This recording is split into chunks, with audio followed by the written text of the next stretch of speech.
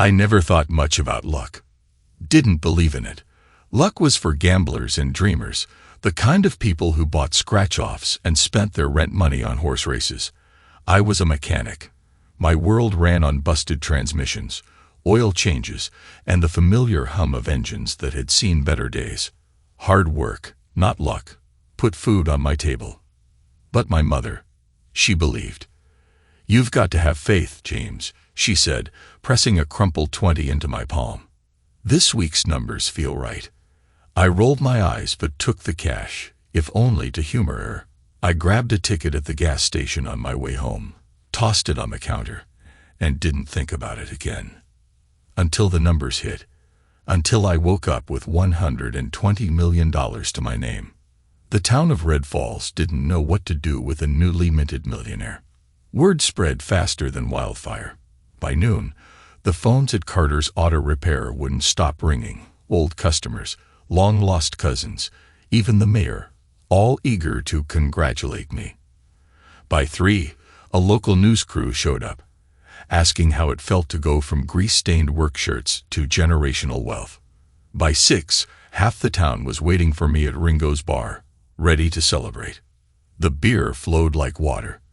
My closest friends, my crew, Ethan, my best friend since grade school, and Lauren, my fiancée, stayed by my side, raising their glasses to my hard-earned luck. To James Carter, the luckiest son of a bitch in Red Falls, Ethan toasted, his grin wide. To a man who deserves every damn penny. Glasses clinked. Cheers erupted. Lauren leaned in close, her hand trailing down my arm. "Baby," she purred, her breath warm against my ear. "We need to start planning. I already have ideas." I laughed. Planning. We just won the thing. We. The word felt strange on my tongue. She smiled, but something flickered in her eyes. "Oh, honey, this is just the beginning." She pulled out her phone, scrolling through an endless list. I found some properties in Miami and a penthouse in New York. I pulled back, amused. "Slow down, babe. I still live in a 2-bedroom house above my shop."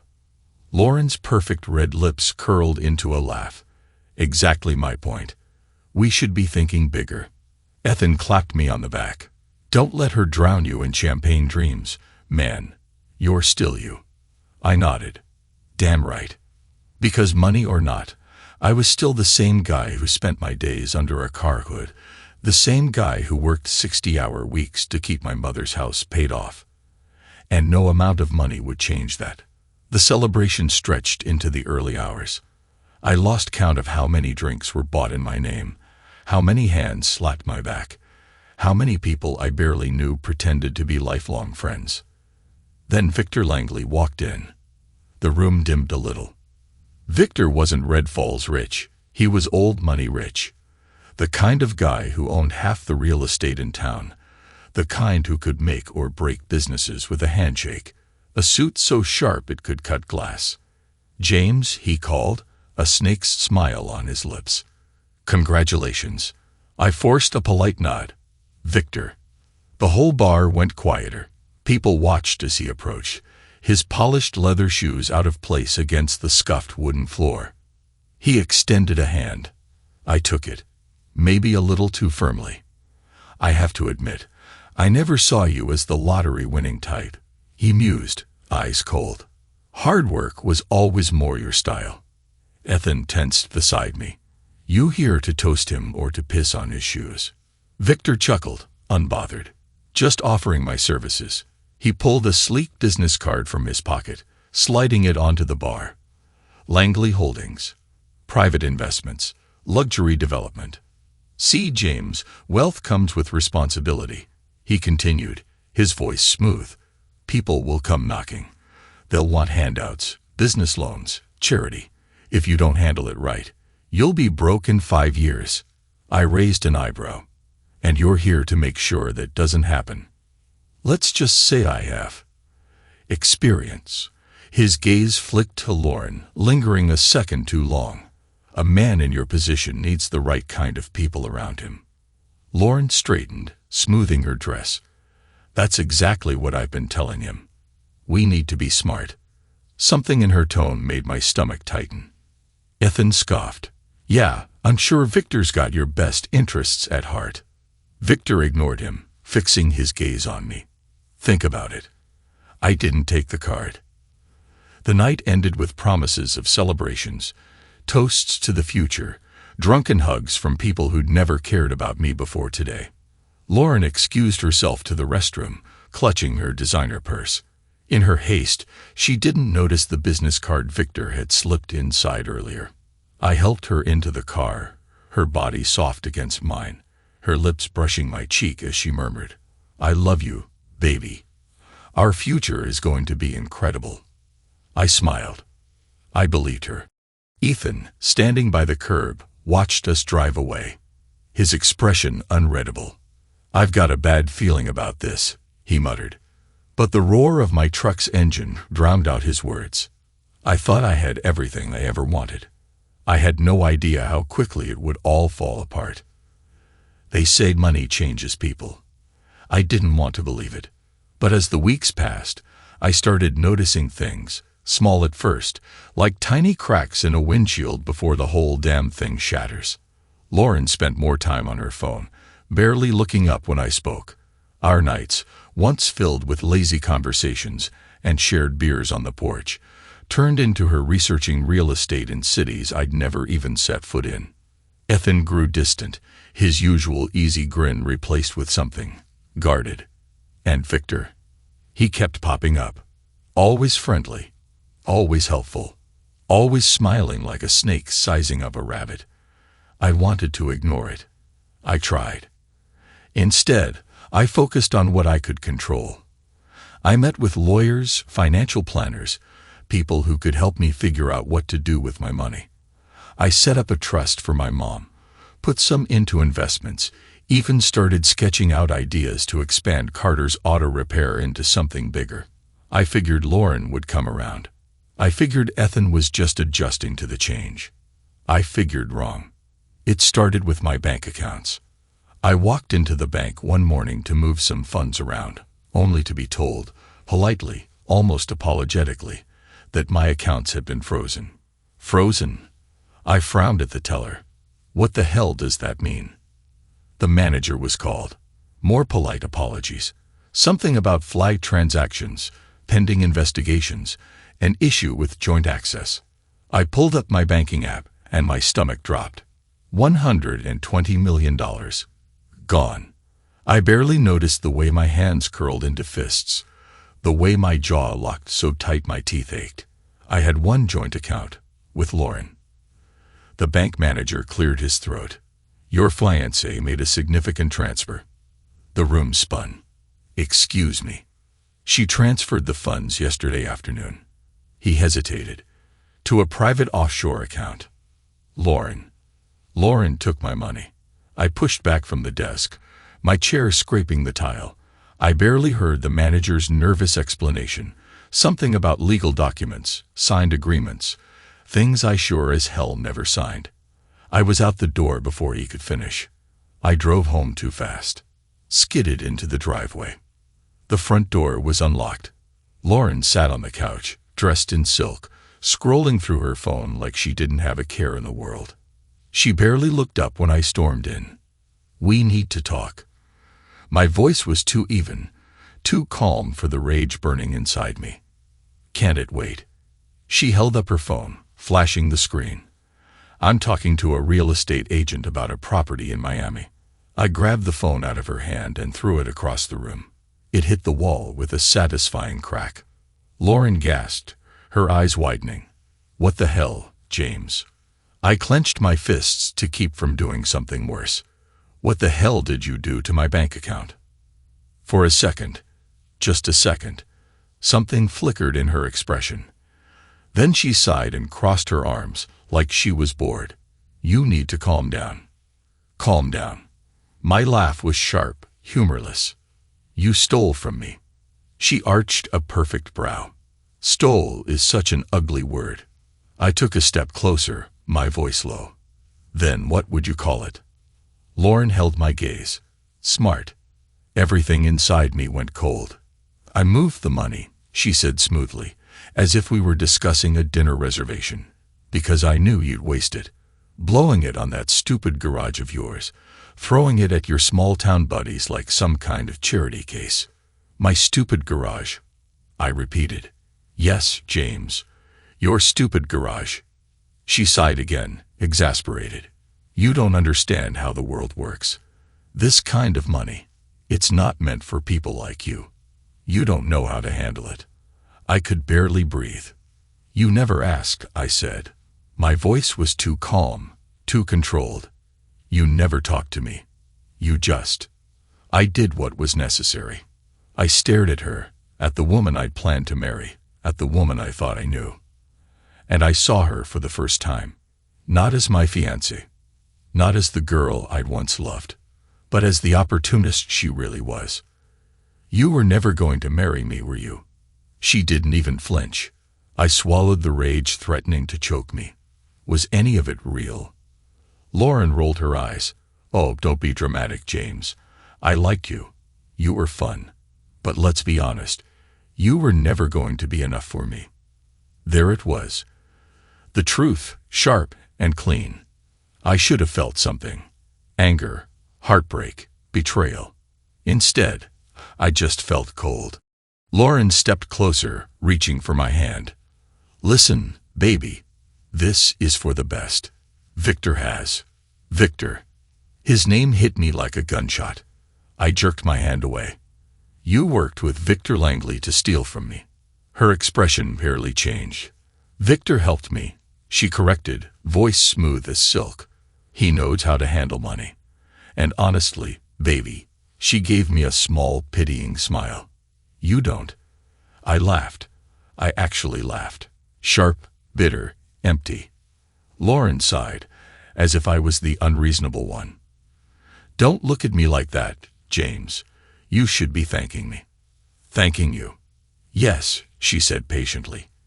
Because if you fight this, if you go against Victor, you'll lose more than just money. Her meaning was clear.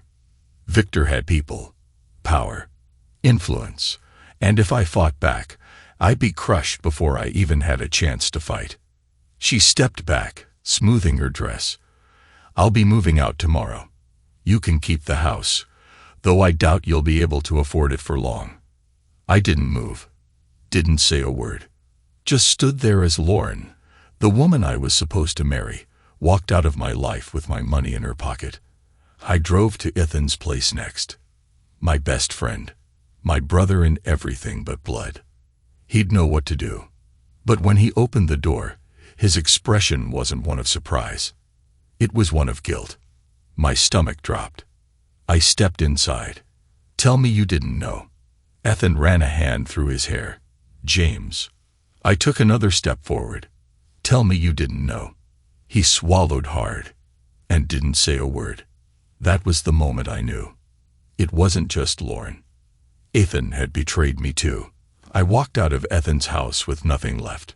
No money, no fiancé, no best friend. They thought they had won. They had no idea what was coming. I disappeared. Not literally. To the rest of Red Falls, it looked like I was just another dumbass lottery winner who crashed and burned. A cautionary tale whispered in bars and barbershops. Poor James Carter. Made millions. Lost everything. Lauren and Ethan were thriving in my absence. Victor Langley, their new benefactor, made sure of that. Lauren traded our quiet nights for champagne-fueled parties. She moved into a high-rise apartment downtown, draped in designer brands she used to only dream about. The kind of life she always wanted, the kind she never thought I was good enough for. Ethan, my best friend, hell, my brother, was now Victor's right-hand man, playing the role of a self-made businessman with money that wasn't his. They laughed about me at private clubs and high-end restaurants, telling anyone who'd listen how I blew my shot. They thought I was broken. They thought I was gone. They were wrong. I spent those weeks in the background, watching, learning, planning. The thing about growing up in a town like Red Falls, you know everyone. And more importantly, you know where the skeletons are buried. I knew Victor had made his fortune on dirty deals, buying land on the cheap, using bribes to push permits through City Hall, screwing over people who couldn't fight back. I knew Ethan had debts, gambling, women, business ventures that never made it past the bar napkin stage. And Lauren, her greed was already alienating the very people she was trying to impress. People talked, people resented, and I listened. So I started building. Not an empire, not yet. A network. I found the people Victor had screwed over. I found the men Ethan owed money to. I found anyone who had been burned by them, cast aside, discarded like they didn't matter. I gave them a reason to fight. And then, I took the first swing. It started with a leak.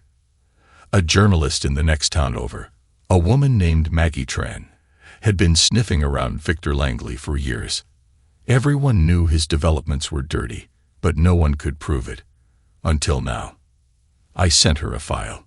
Real estate transactions, land deals pushed through City Hall too fast, a list of bribes made to certain officials, all neatly packaged, all undeniable. And just to sweeten the pot, I threw in a name. Ethan Dawson, Victor's newest prodigy. It didn't take long. The article hit 2 days later. Local DEVELOPER, under SCRUTINOI, for shady land deals. Victor's name was all over it. So was Ethan's. Lauren's too. The bank accounts, the transactions, the way my money had been funneled into Victor's companies. I could imagine the look on their faces when they saw the headline. The town started talking. People whispered in coffee shops. Were the rumors true? Had Victor stolen from people? Had he bribed the city council? Was Ethan just another pawn? Victor tried to get ahead of it. He called it a hit piece, a smear campaign. But the damage was done. People stopped taking his calls. Banks started looking closer. Investors hesitated. And I wasn't done. Strike 2. Ethan's debts. While he played the role of Victor's golden boy, he was still the same reckless gambler. Still owed money to people who weren't the forgiving type. So I bought the debt, every last dollar. The collectors Ethan had been dodging. The ones he begged for more time. They answered to me now. I called in everything. He woke up to an empty bank account. His credit cards, frozen. His car, repossessed. Panic set in. I knew because I was watching. Knew because he tried calling me. I didn't answer. Instead, I sent him a text. Enjoying the money you stole. Hope you saved some. He didn't reply. But I knew. Lauren's fall came next. She lived for appearances. For the parties, the status, the money. So I started taking that away. I paid a woman named Claire Hastings, a local socialite, well-connected, well-liked, to start spreading rumors. That Lauren wasn't really rich. That she was just a lucky gold digger who scammed her ex-fiancé out of his winnings. At first, people dismissed it. Then the article about Victor hit. Then Ethan's money troubles became public. And suddenly, Lauren wasn't exclusive. She was embarrassing. Invites stopped coming. People stopped answering her calls. And then, I sent her a gift. A single $20 lottery ticket. No note. No explanation. She must have known. Because 2 days later, she tried calling me too. I didn't answer. Victor was the last piece. His investors were bailing. His projects were stalling. Then I hit him where it hurt the most. I made sure the IRS took a closer look. Nothing sends a rich man into a tailspin faster than a federal audit. The moment they opened an investigation, his world started burning. His business partners grew nervous. His lawyers started scrambling. And me. I watched. I waited. And when I was sure he was drowning, I made my next move. They thought they were untouchable. Victor, Ethan, and Lauren had taken everything from me. My money, my future, my trust. They left me for dead, assuming I'd slink away, just another fool who couldn't handle his fortune. They were wrong. I wasn't just coming back. I was coming for them. And the first move, I was going to make them bleed. The IRS investigation had rattled Victor. Publicly, he downplayed it. Privately, he was scrambling. I knew because I had eyes everywhere. Leon Wallace, one of my newest allies, a former accountant who Victor had cheated out of a real estate deal years ago, was feeding me everything. I sat across from Leon in a diner outside town, sipping coffee as he laid it out. His people are panicking, Leon said, voice low. His lawyers are trying to bury paperwork, move assets, anything to stop the feds from digging deeper. I smirked. Let them scramble. We're just getting started. Leon slid a flash drive across the table. This is what you wanted. The offshore accounts, the fake LLCs, the bribery payments to city officials. My fingers curled around it. This was the knife. And I was about to start cutting. Step 1. The media bomb. Maggie Tran, the journalist who published the first piece about Victor, was more than happy to take another tip. I gave her everything. Wire transfers, shell companies, emails tying Victor to illegal zoning permits, tax fraud, and campaign contributions. She called me the next day. This is huge, James. It's not just corruption. It's a criminal empire. I only said one thing. Make it public. 2 days later, the headline hit. Red Ifals Moguel under federal investigation. Corruption. And FRABDALLEGATIONS Face. Victor's face was plastered across news stations, his name dragged through every media outlet in the state. By noon, investors started pulling out. By evening, board members were meeting behind his back. And by the next morning, his stock was plummeting. I could already see the cracks forming. Step 2. The financial collapse. While Victor was distracted trying to put out media fires, I took my next shot. I had slowly, quietly been buying up shares in his real estate holdings under multiple shell companies. And now, I owned enough stock to start making moves. At exactly 3:00 p.m., Victor got the news. A hostile takeover attempt. New investors, anonymous, faceless, were sweeping in, buying everything, forcing a boardroom coup. Leon texted me. He's losing control. Good. I wanted him to feel helpless. I wanted him to feel like the world was slipping through his fingers. Because it was. Step 3. Ethan's reckoning. While Victor was drowning, Ethan was about to get hit head-on. His gambling debts had caught up. His credit lines were dead. His bank accounts were empty. But I wasn't done. I made sure he lost his job too. Victor's company, his only source of money, was imploding, and when a major deal fell through because of the fraud allegations, Ethan was the first to get cut. The way I saw it, Victor was saving me the trouble. Step 4. Lauren's social suicide. Lauren thrived on appearances. She built her world on being admired, envied, worshipped. So I made sure to take that away. The rumors Claire Hastings had been spreading. They started catching fire. People talked. Friends avoided her calls. Then came the biggest humiliation. Lauren showed up at an exclusive charity gala, one of those black tie events she used to dream about. Except this time, the guest list had changed. The moment she walked in, the host, a powerful socialite, had her escorted out. In front of everyone. She tried to argue, to play innocent, to charm her way back in. But the host just smiled and said, "We don't associate with thieves." That moment, it broke her. Step 5. The first warning. I waited until Victor was at his lowest, until his world was falling apart. Then, I made contact. 10:32 p.m. Victor sat alone in his office, whiskey in hand, the city lights casting shadows across his face. He looked tired, stressed, beaten, and when his phone rang, he picked up immediately. Who is this? Silence. Then my voice. Low, steady, unforgiving. You took something from me, Victor. I could hear his breath hitch. James, he said, voice carefully controlled. I was wondering when you'd show up. You thought I'd disappear, I continued, ignoring him. You thought you could take what was mine and walk away. Victor chuckled. Forced. Weak. Come on, James. It's just money. No, I said. It was my trust. And now, I'm taking everything from you. A pause. Then, for the first time, his voice shook. What do you want? I smiled. I don't want anything. Then why? I just wanted to hear you realize you were losing. Silence. You took my money. I said slowly, letting every word sink in. You used my best friend to betray me. You used the woman I loved. You made me think I was powerless. Victor swallowed audibly. I leaned closer to the receiver.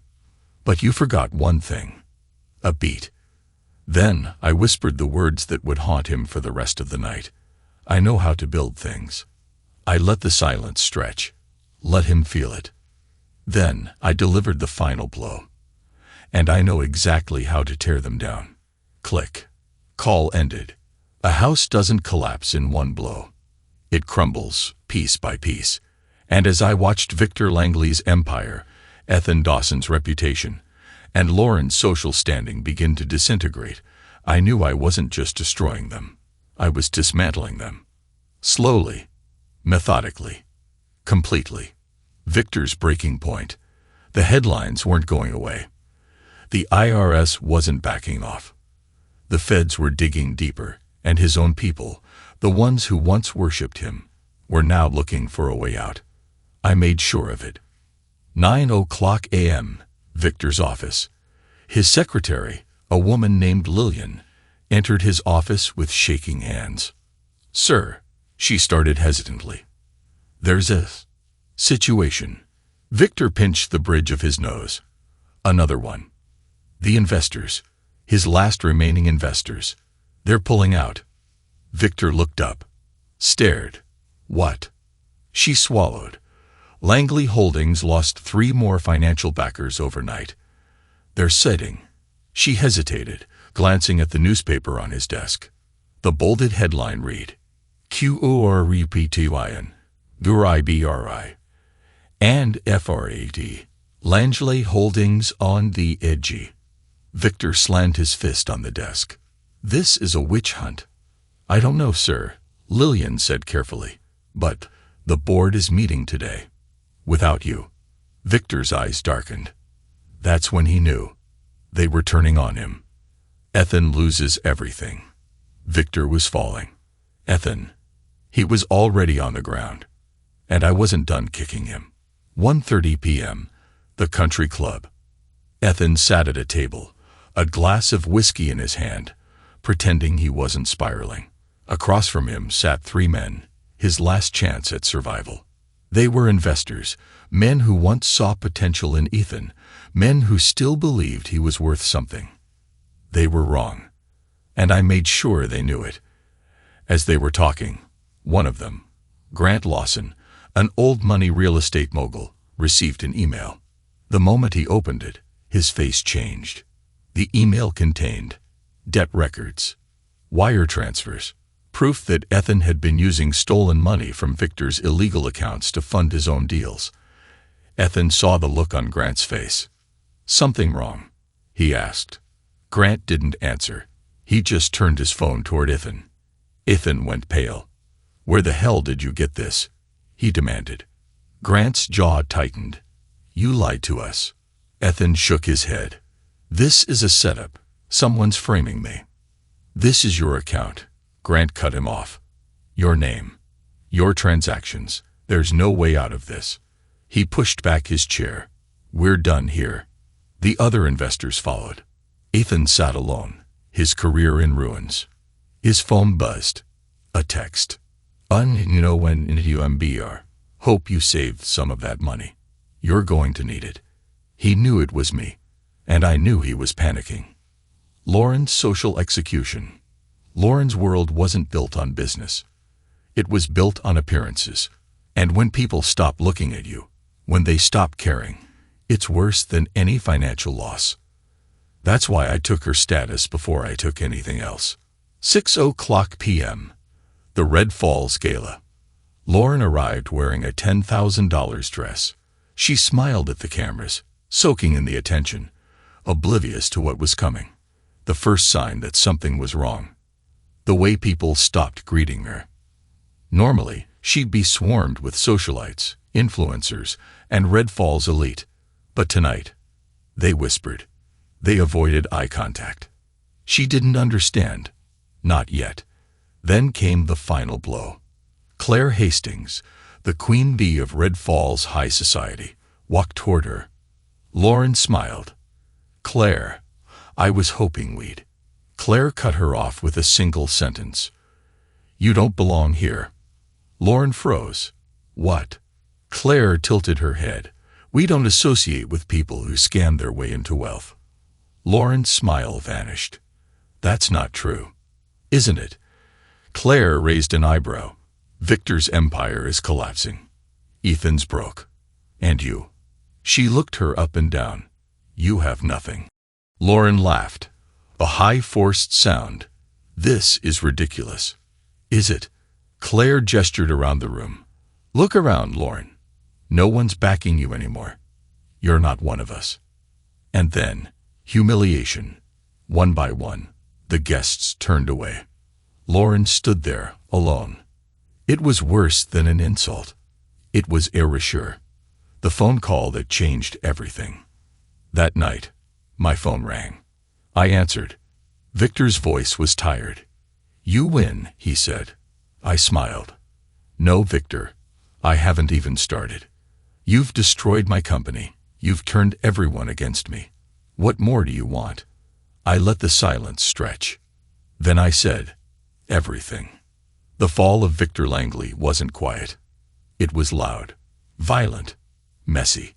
Like an old building collapsing from within, his empire crumbled piece by piece, floor by floor. And I made sure everyone watched. 9:14 a.m., Victor's office. Victor Langley prided himself on being unshakable, the kind of man who never lost. But when his assistant, Claire, rushed into his office that morning, panic in her eyes, he knew something was very, very wrong. "You need to see this," she said, breathless, shoving a tablet onto his desk. Victor stared at the screen. NEWSBROADCAST. Developing story. New evidence suggests Red Falls real estate mogul Victor Langley engaged in bribery, tax fraud, and illegal land acquisitions. Documents leaked to multiple news outlets confirm the allegations. The anchor kept talking. But Victor wasn't listening anymore. His face paled. He snatched the tablet, scrolling through the report. Emails, bank transactions, internal memos, everything. It was all out there. Exposed. The feds had already been sniffing around. Now they had enough evidence to rip him apart. This isn't possible," Victor muttered, gripping the edges of his desk. "Sir," Claire swallowed, looking queasy. "The board wants an emergency meeting." There. The phone rang. Victor answered without thinking. "Langley," he barked. A cold, familiar voice greeted him. "Morning, Victor." Silence. Then, "You sound nervous." Victor's jaw clenched. "James." I chuckled softly. "I thought you'd appreciate a wake-up call." Victor exhaled sharply. "You son of a..." "Careful," I warned, voice sharp. "You still think you can fix this, don't you?" Victor gritted his teeth. "I don't know what kind of game you're playing, Carter, but..." "Oh, it's not a game," I cut in smoothly. "Not anymore." I let a pause stretch. Let him feel it. Then I dropped the hammer. "Your company is under federal investigation. Your investors are leaving. Your own board is about to throw you to the wolves. You're done, Victor." The line went dead silent. Then I heard something I'd never expected from him. His breath hitched. I had him. He knew it. I knew it. I smirked. See you at the bottom. I hung up. 10:30 a.m. Lauren's breaking point. Lauren was drowning. The social circles she used to rule had turned cold. The parties. No more invites. The designers. No more free gifts. And today was the final nail in her coffin. Lauren strutted into Harrison & Co. boutique, head held high, designer purse swinging. She barely glanced at the store clerk. "I have an order for pickup," she said, already scrolling through her phone. The girl at the counter hesitated. Miss Arias." Lauren sighed. "Obviously." The girl winced. "Your account. It's been declined." Lauren froze. "What?" "We tried processing payment." The girl continued, visibly uncomfortable. "But your card was declined." Lauren laughed, as if the idea was absurd. She pulled out another card, sliding it across the counter. The girl swiped it. Beep. Declined. Lauren's stomach dropped. "This is ridiculous," she hissed, shoving another card forward. Beep. Declined. Heat crept up her neck. People were watching now. The girl at the register cleared her throat, lowering her voice. "Miss Arias, all your accounts are frozen." Lauren's hands shook. Victor had promised her financial security. Ethan had promised her protection. But now, they had nothing left to give her. The weight of it settled in her chest. She stumbled out of the boutique, humiliated. And for the first time, she realized she was completely alone. 1:00 p.m. Ethan's collapse. Ethan had always lived on borrowed time. Borrowed money. Borrowed luck. Borrowed friendships. He never thought about consequences. Until today. He was sitting at Victor's private club, sipping bourbon, trying to ignore the sinking feeling in his gut when his phone buzzed. Unknown number. He frowned and answered. "Yeah." Silence. Then, "You've got 24 hours, Dawson." Ethan's stomach dropped. He sat up, his chair scraping against the polished floor. "Who is this?" A low chuckle. "You know exactly who." Then the line clicked off. His blood ran cold. The debt collectors. The ones I had bought out. His hand shook as he fumbled for his wallet. Empty. He grabbed his phone, opening his bank app. $0, AVALABLE, valence. Ethan choked on air. I had drained him. Every last penny. He shot up from his chair, heart pounding, scanning the room for Victor. But Victor was gone, and Ethan was next. 4:00 p.m., the final meeting. The Langley Enterprises boardroom had never been this quiet.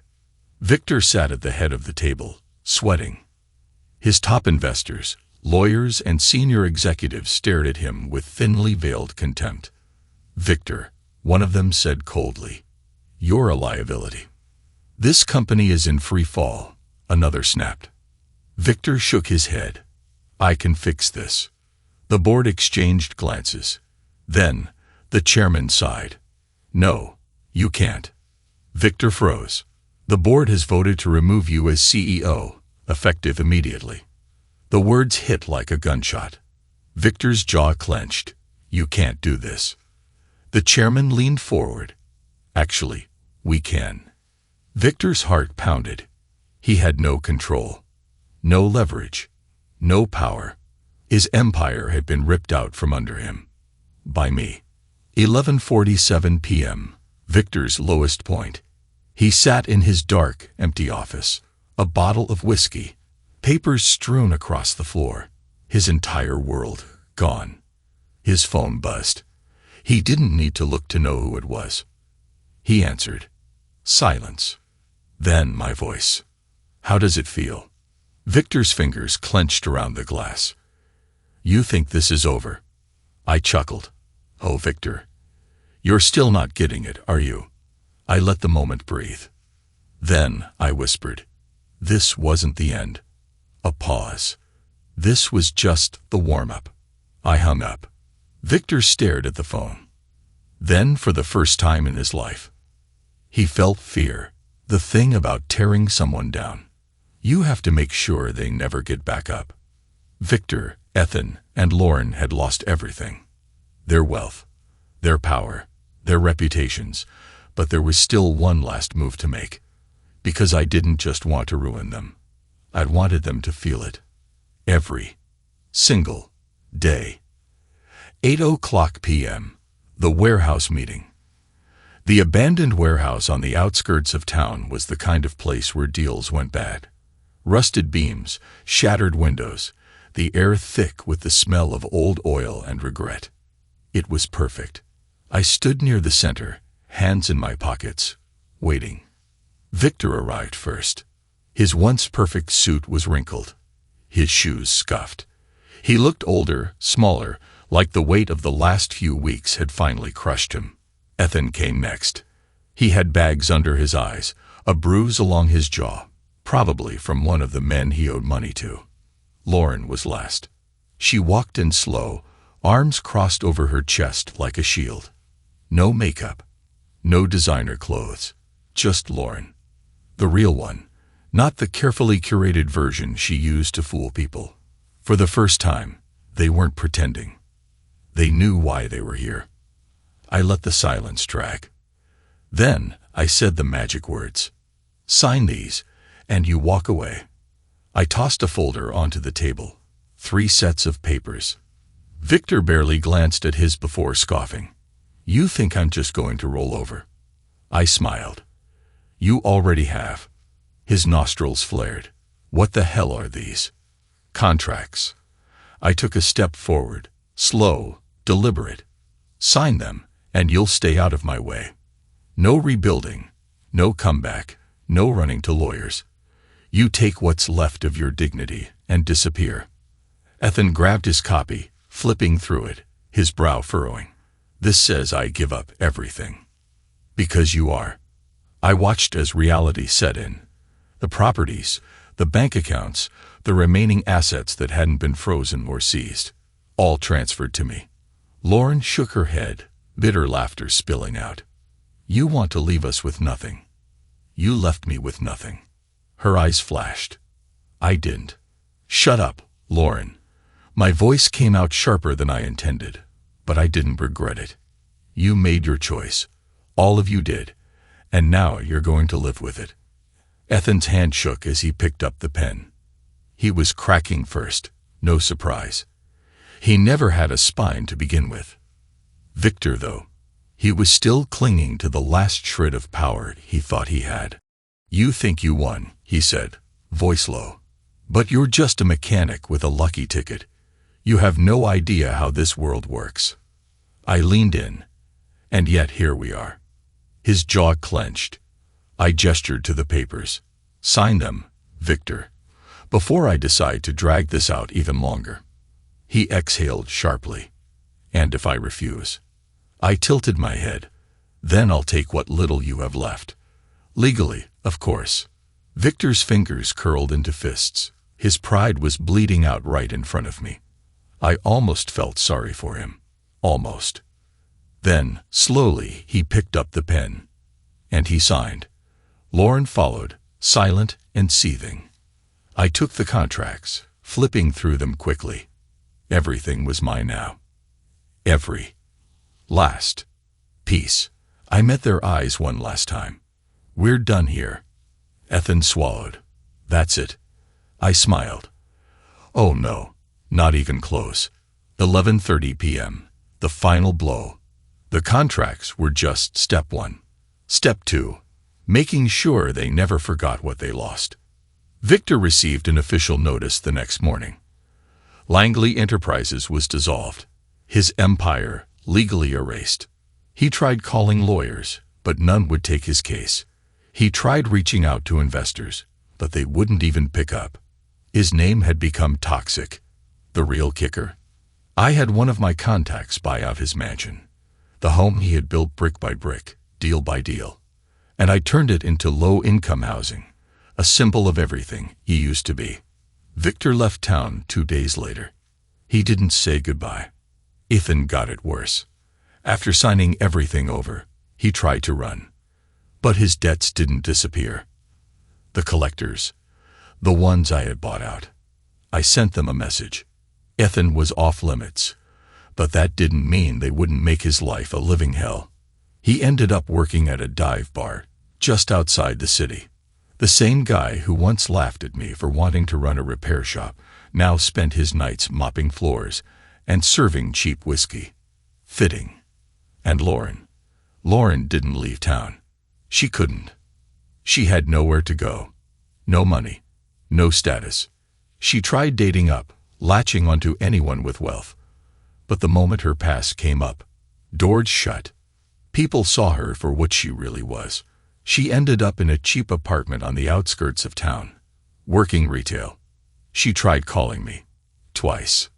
I never answered. I never would. 2:00 a.m., one last call. I was in my new office, Victor's old one, now mine. The city skyline stretched beyond the window, glowing under the weight of everything I had taken back. My phone rang. I already knew who it was. Detective Yvette Parks. I picked up. "You've been busy," she said, voice smooth as ever. I leaned back, just settling accounts.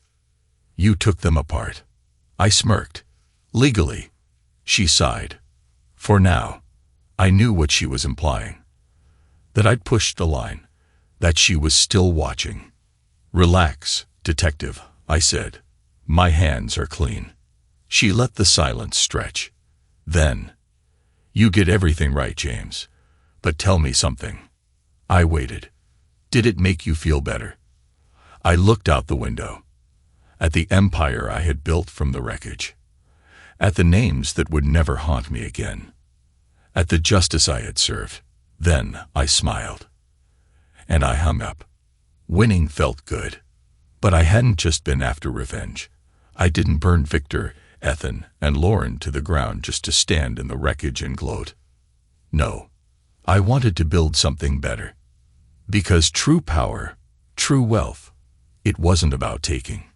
It was about creating. 10:00 a.m., the Carter Foundation.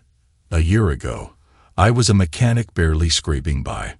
Now, I stood in the center of my headquarters, the Carter Foundation. What had once been Victor's luxury corporate office had been gutted, rebuilt, and repurposed. No more shady land deals. No more corruption. This place had one purpose now, giving people a second chance. My team, real people, good people, bustled around me, setting up desks, organizing paperwork. They weren't businessmen in suits.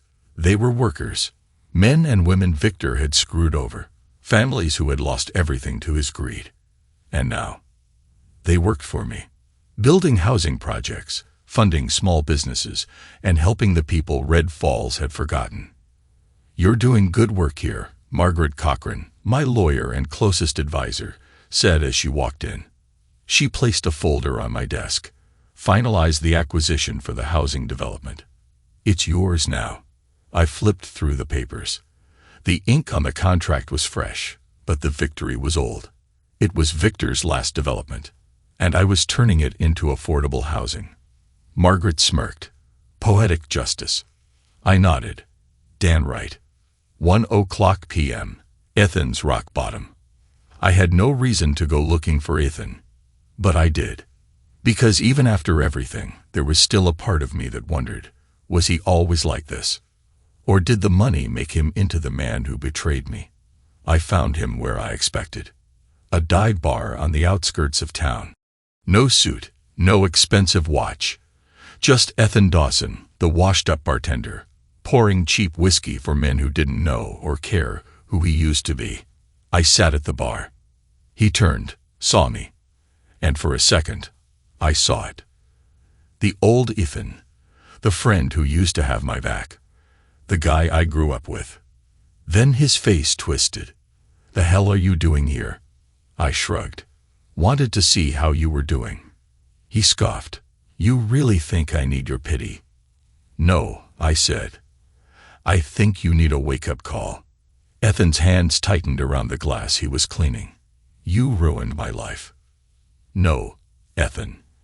I leaned forward, voice cold. You did that. His jaw twitched. I had nothing. Victor gave me a way out. You wouldn't have done that. I laughed. I would have done anything for you. His face twisted. I made a mistake, okay? A mistake. My voice dropped lower. A mistake is forgetting to pay a bill. A mistake is missing a shift at work. What you did, that was betrayal. His shoulders slumped. I stood. You can keep blaming me. Keep blaming Victor. Keep blaming everyone but yourself. But until you own what you did, you're gonna rot in this bar forever. I turned to leave. Then I paused, and I pulled something from my pocket. A business card. I set it on the counter. Ethan glanced at it, confused. What's this? A job. I met his eyes. A real one. At the Carter Foundation. His breath hitched. I didn't wait for an answer. I walked out. Because the choice. It was his to make. 4:00 p.m. Lauren's new life. Lauren had nowhere to run. She burned every bridge, lost every connection, and had no one left to use. So now, she worked retail. At a local clothing boutique, selling designer handbags she used to own. I didn't go inside. I didn't need to. I saw her through the glass. She looked different. Not like the girl I used to love. Not like the woman who betrayed me. Just lost. She had tried to contact me. Sent me letters, messages, even stopped by my office once. I never answered. Because some people, they don't get second chances. 7:30 p.m. Victor's exile. Victor Langley left Red Falls. After losing his empire, his power, and every ounce of respect he once had, he packed up what was left of his pathetic life and disappeared. I didn't know where. I didn't care. Because no matter where he went, he knew. He would never be important again. Never be feared again. Never be anything again. And that was a fate worse than prison for a man like Victor. 11:00 p.m. A new legacy. Back at the Carter Foundation, I sat in my office, staring at the city I rebuilt. The world Victor, Ethan, and Lauren tried to steal from me. It was mine now. But the difference, I wasn't hoarding it. I was giving it back. I thought revenge would be enough. That taking them down, stripping them of everything, would satisfy me. But this was better. My mother always told me, true power isn't about what you take. It's about what you build. I finally understood what she meant. Because for the first time in my life, I wasn't looking back. I was looking forward. And the future, it was mine to create. I didn't just win. I built something worth winning for. Thanks to everyone who took the time to listen to today's stories. If you enjoyed it, please consider liking and subscribing if you haven't already. Feel free to share your thoughts on the events in the comments below. Take care.